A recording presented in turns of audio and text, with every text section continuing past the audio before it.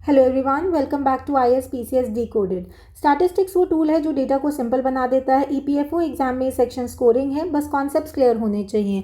आज हम लोग एज वी ऑल नो कि परसों एग्जाम है, तो आज हम लोग स्टैटिस्टिक्स को वन शॉर्ट वीडियो में कंप्लीट करेंगे। इससे बाहर कुछ नहीं आएगा।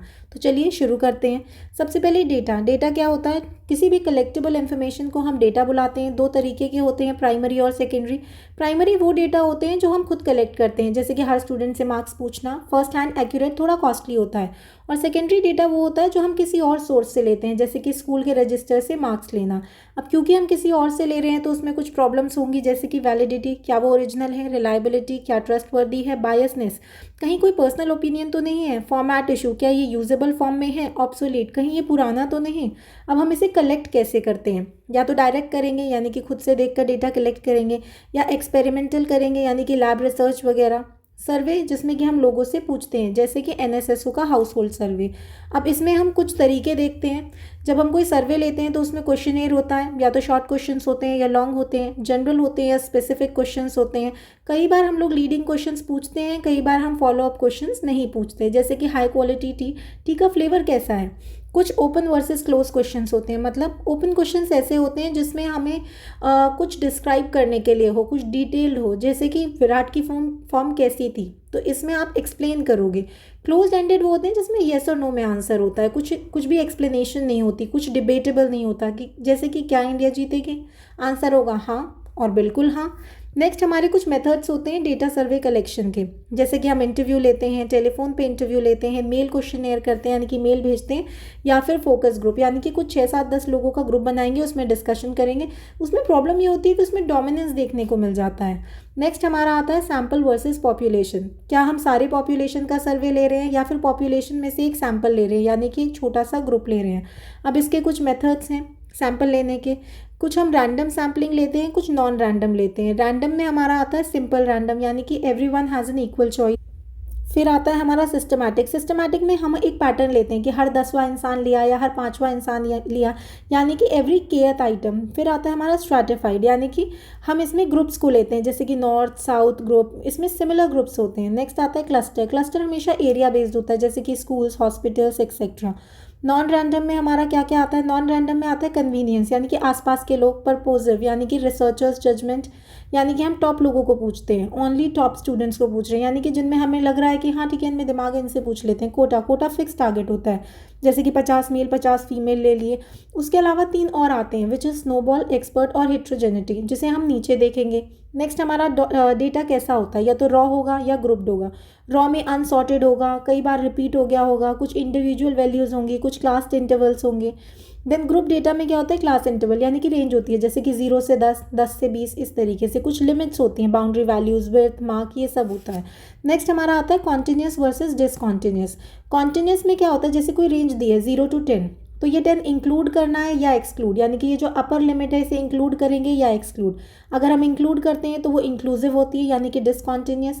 अगर एक्सक्लूड करते हैं तो एक्सक्लूसिव होगी, यानी कि कॉन्टिन्यूस। नेक्स्ट हमारा आता है ओजाइव या फिर क्यूमुलेटिव फ्रीक्वेंसी।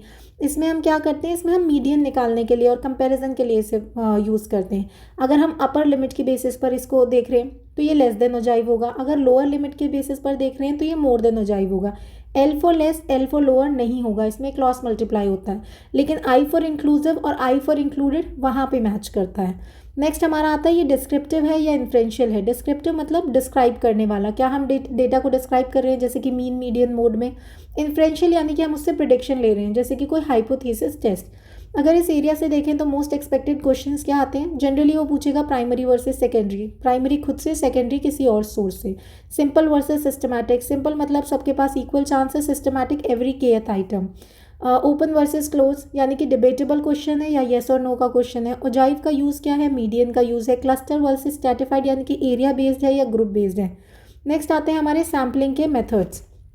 यहाँ पर कुछ की टर्म्स देखी दी गई हैं, पहले वो देखते हैं। पहला है पॉपुलेशन, यानी कि हम पूरा ग्रुप ले रहे हैं। सैम्पलिंग यानी कि हम कुछ पॉपुलेशन में से ले रहे हैं, list of population. Sampling unit यानी कि एक एंट्री एक फ्रेम में, जैसे कि हर किसी का एक एक फ़ोन नंबर। सेंसस मतलब सारी पॉपुलेशन का survey counting all the households. Sample मतलब छोटा सा एक चूजन ग्रुप। अब सैम्पलिंग है क्या? पूरे पॉपुलेशन को रिप्रेजेंट करने के लिए हम कुछ लोगों को सिलेक्ट कर लेते हैं, बिकॉज सबको करेंगे तो डिफिकल्टी होती है। क्यों करते हैं हम सैम्पल और सारी पॉपुलेशन क्यों नहीं ले रहे हैं?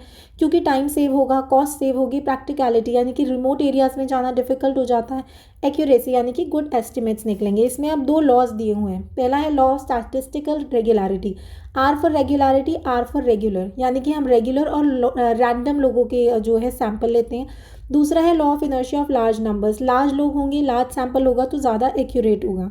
नेक्स्ट इसमें दो की टर्म्स दी हुई हैं, which is sampling factor and elevation factor. Sampling क्या होता है? यानी कि हम पॉपुलेशन में से एक परसेंटेज ले लेते हैं, वो हमारा सैम्पलिंग फैक्टर होता है। अब ध्यान से सुनना, अब वो जो परसेंटेज हमने ली है उसमें एक परसेंटेज कितने लोगों को रिप्रेजेंट कर रहा है, यानी कि एक सैंपल जो है कितने लोगों को रिप्रेजेंट कर रहा है, वो होता है एलिवेशन फैक्टर। तो जब हम परसेंटेज की बात करें दैट इज सैम्पलिंग, लेकिन वो एक सैंपल कितने लोगों को रिप्रेजेंट कर रहा है, वो होगा एलिवेशन फैक्टर। नेक्स्ट हमारी सैम्पलिंग टेक्निक्स आती हैं। हमने ऊपर देखा था रैंडम और नॉन रैंडम आते हैं। रैंडम जैसे कि स्लिप या कंप्यूटर से कोई रैंडम पिकअप कर लेना, यानी कि सबका इक्वल चांस। नेक्स्ट आता है सिस्टमैटिक, यानी कि एवरी केथ आइटम, यानी कि हर पांचवी आइटम या हर छठी आइटम। स्ट्रैटिफाइड, इसमें हम ग्रुप्स लेते हैं, सिमिलर ग्रुप्स। क्लस्टर हमारा एरिया बेस्ड होता है, जैसे कि Delhi, school, hospitals, districts etcetera. दोनों का डिफरेंस दिया वही। स्ट्रैटिफाइड में ग्रुप्स होते हैं, सब ग्रुप से लेते हैं, हाई एक्यूरेसी होती है। एरिया में क्लस्टर्स होते हैं और ये थोड़ा सा चीप और लो प्रिसीजन हो जाता है ना। नॉन रैंडम, कन्वीनियंस यानी कि आसपास के, पर्पोजिव यानी कि researcher picks best fit subjects. Then quota, fix numbers लेते हैं, 50 मैन 50 वुमेन। स्नोबॉल यानी कि एक पर्सन दूसरे को रेफर कर रहा है, जैसे कि study of UPSC toppers. Next expert sampling, experts choose करते हैं, जैसे कि doctor, lawyers etcetera. Then heterogeneity, heterogeneity मतलब होता है डाइवर्सिटी, वही मतलब मैक्सिमम डाइवर्सिटी आइडिया कलेक्शन में।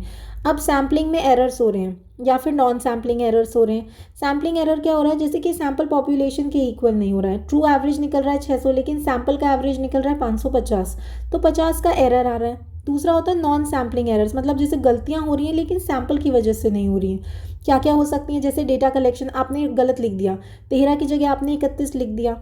नॉन रिस्पॉन्स होता है कि जो है अनअवेलेबल है, जैसे कि फ़ोन स्विच ऑफ है, रिस्पॉन्स नहीं दे रहे हैं। सैम्पलिंग बायसनेस, यानी कि आप गलत लिख दो, आप सिर्फ रिच लोकेलिटीज़ को सर्वे कर रहे हो, हर तरह के इंसान को नहीं कर रहे हो, आपकी बायसनेस दिख रही है। यानी कि बैड क्वेश्चन है, यानी कि कंफ्यूजिंग या लीडिंग क्वेश्चंस पूछ रहे हो, जैसे कि एक चाय कैसी थी, क्या ये आपको सैम्पल इसका अच्छा लगा, क्या आप इसमें कुछ चेंजेस चाहते हैं, इस तरीके से। तो वन लाइनर अगर हम देखें तो प्राइमरी यानी कि personally collected, S for secondary, S for someone else. Random sampling यानी कि इक्वल चांस। सिंपल यानी कि स्लिप मेथड।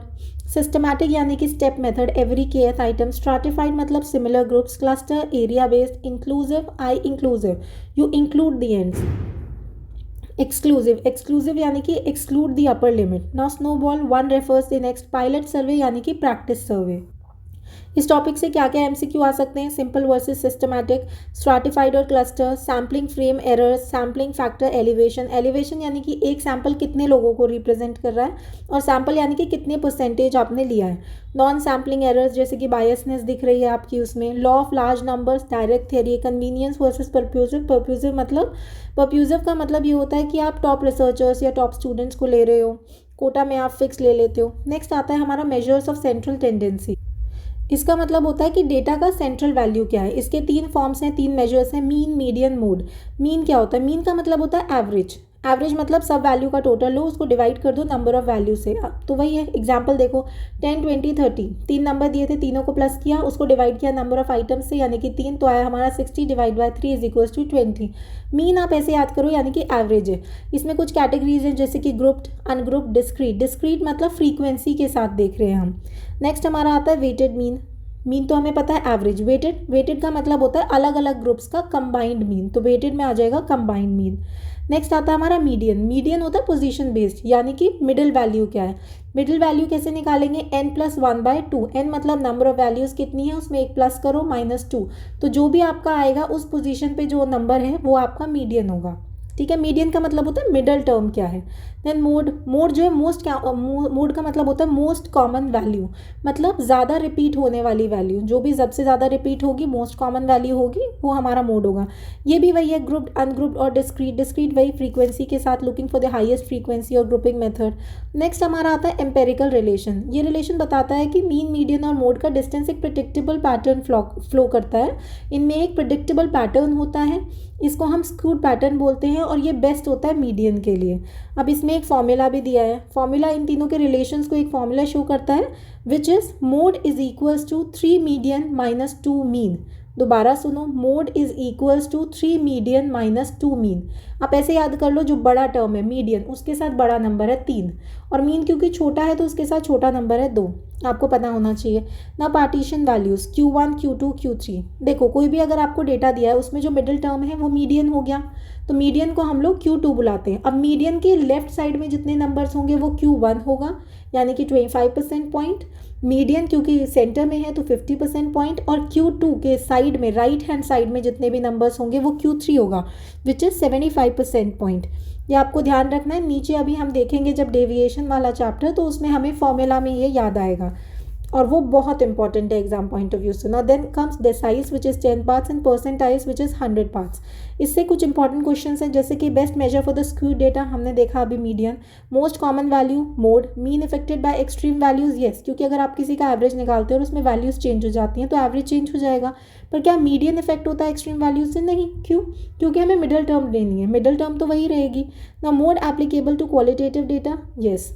क्या मोड क्वालिटेटिव डेटा के लिए यूज़ होता है? हाँ, क्योंकि हम मोस्ट कॉमन वैल्यू देखते हैं उसमें। Mode formula use for the group data, किसके लिए यूज़ होता है? ग्रुप डेटा के लिए। रिलेशन एम्पेरिकल रिलेशन ना। मीन हो गया हमारा एवरेज, मीडियन हो गया मिडिल, मोड हो गया मोस्ट ऑफन पूछा जाने वाला।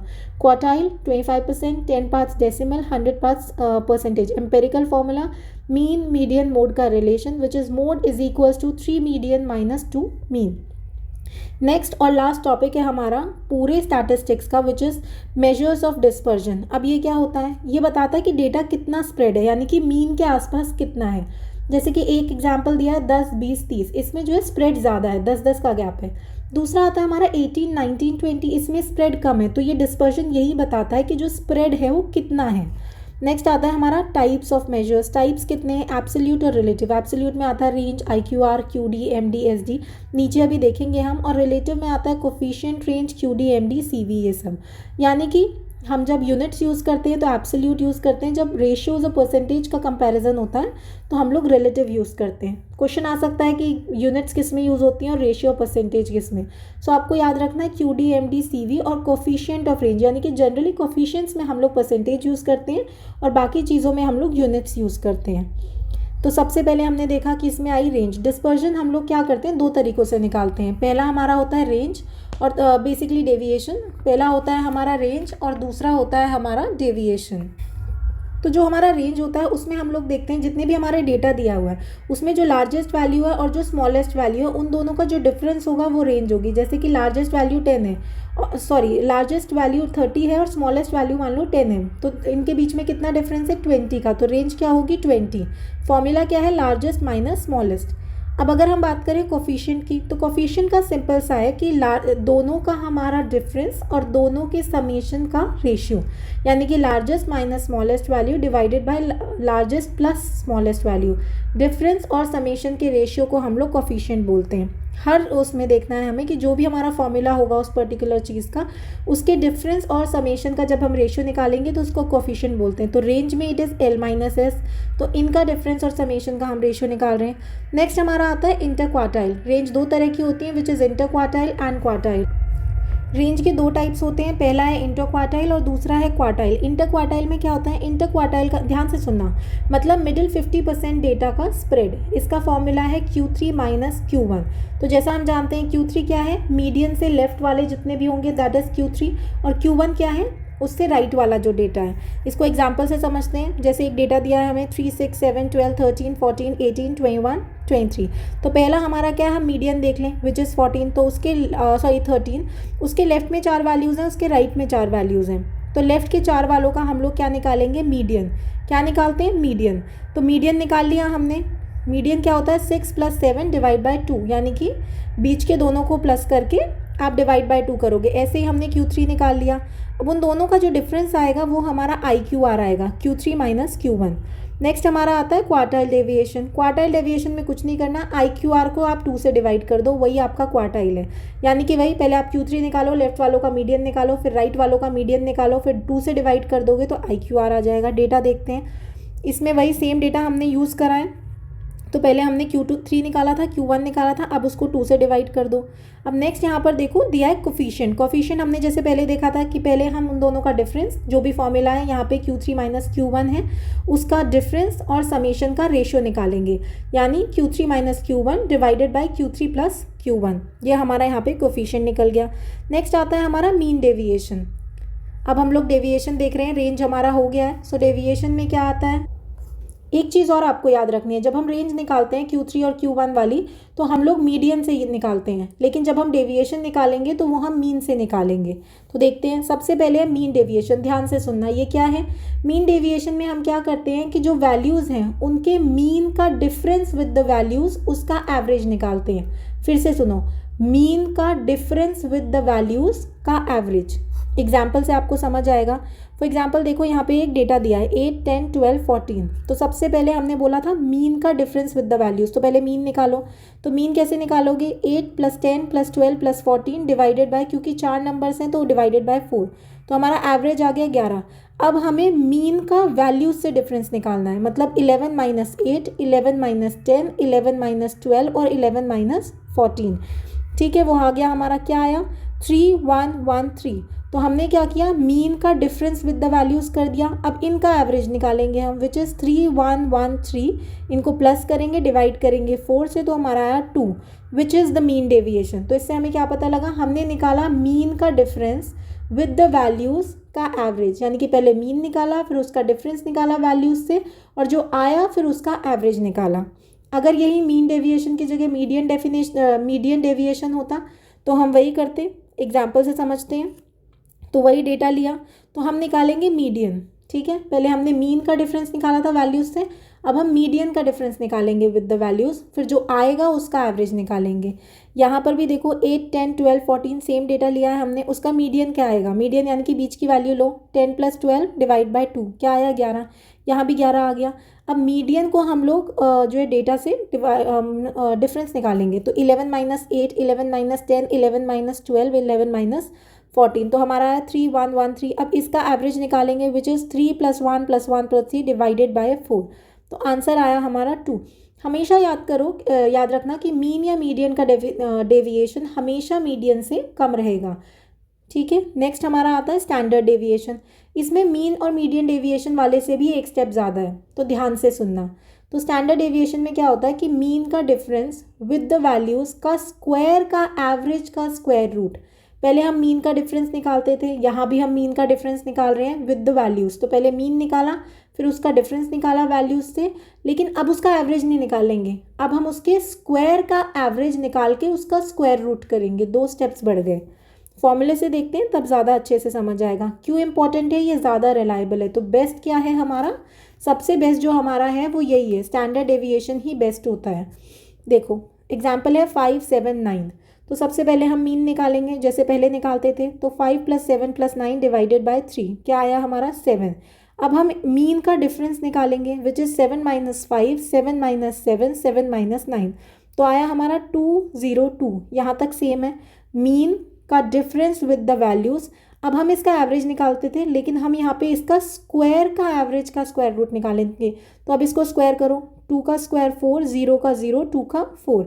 अब इसका एवरेज निकालेंगे, एवरेज क्या होगा 4 + 4 + 0 डिवाइडेड बाय 3।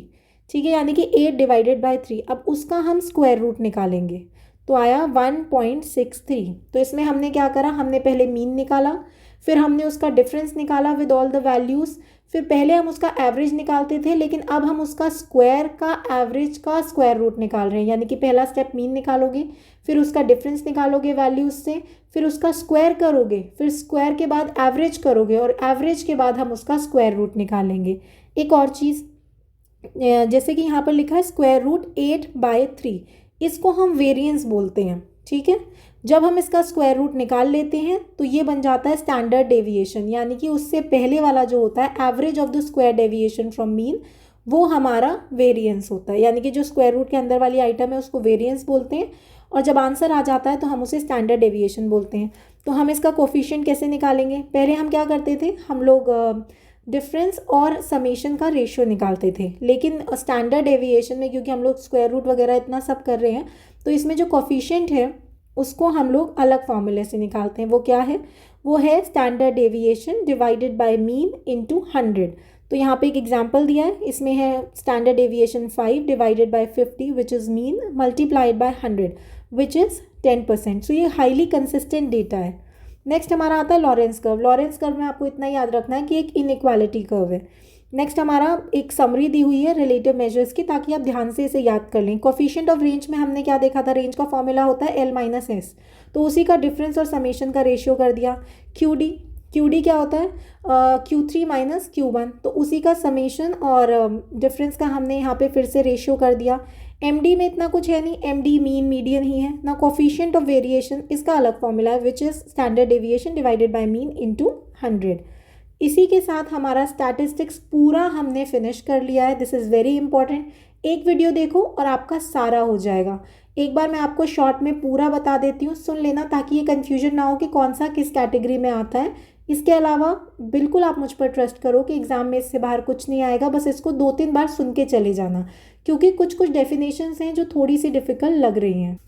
सबसे पहले हमने देखा था डेटा। डेटा के 2 टाइप हैं, प्राइमरी और सेकेंडरी। कलेक्ट करते हैं हम इसे डायरेक्ट एक्सपेरिमेंट या सर्वे से। सर्वे में हम देखते हैं कि ओपन या क्लोज क्वेश्चंस पूछते हैं, क्वेश्चनेयर लेते हैं, कुछ मेथड्स भी हैं जैसे कि इंटरव्यू, टेलीफोन, मेल या फोकस ग्रुप।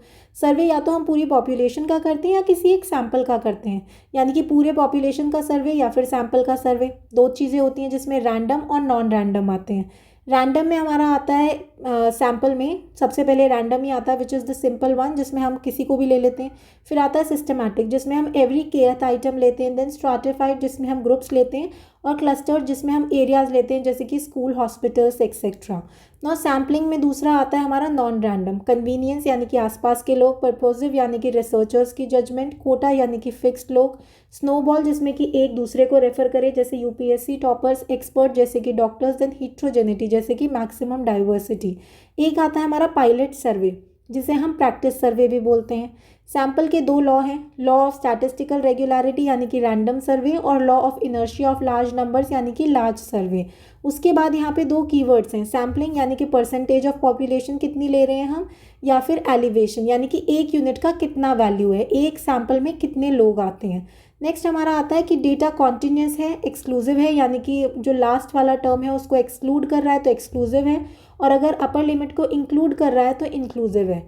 डिस्क्राइब कर रहा है तो डिस्क्रिप्टिव है, प्रिडिक्ट कर रहा है अगर तो वो इन्फरेंशियल है। एक वर्ड हमने देखा था ओजाइव। ओजाइव मतलब मीडियन या कंपैरिजन के लिए, तो अगर लेस देन है तो मीडियन के लिए है, मोर देन है तो कंपैरिजन के लिए है। नेक्स्ट हमारा आता है सेंट्रल टेंडेंसी, यानी कि डेटा का सेंट्रल वैल्यू क्या है। इसके 3 मेजर्स हैं which is mean, median, mode.